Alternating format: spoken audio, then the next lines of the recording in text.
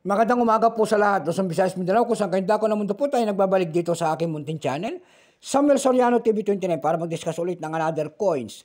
At ito po ay ating hilig, pangungulikta ho ng barya, kaya ho nandito tayo at nagsisili ng kanilang mga halaga. At isa ho tayong kolektor, ayan po. Magandang umaga po sa lahat ng aking mga subscriber dyan. Kung saan kayong dako na mundo po, KFC po sa lahat at maraming salamat sa lahat ng aking mga subscriber. Yun naman po hindi pa po nakapag-subscribe dito sa aking YouTube channel at gusto nyo ang ganitong mga topic po about coins, ayan. Aanyayahan ko sana kayo, baka pwede naman makahingin sa inyo ng pabor, ayan. At malaking tulong na po ang inyong gagawin, tulad ng pagpindot ng ating subscribe button, like and share, para ma-update po kayo sa mga latest ko pang gagawin mga video po. Ang pag-usapan po natin ngayon ay world coins, ayan. 20 cent po ng Nagara, Malaysia. Nagara, Malaysia.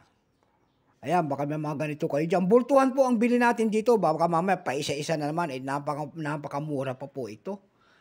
Kaya kung bibili tayo ng mga ganito mga world coins, bultuhan po. Ayan.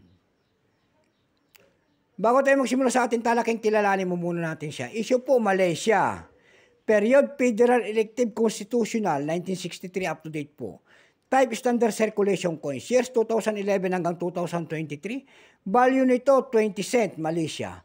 Currency ringgit, 1967 up to date po. Composition po nito ay nickel brass. May bigat po itong 4.8 grams, may haba pong 20.6 mm. May kapal po naman itong 1.75 mm. Hugis po, bilog. Orientation niya, middle alignment. Number M-23734.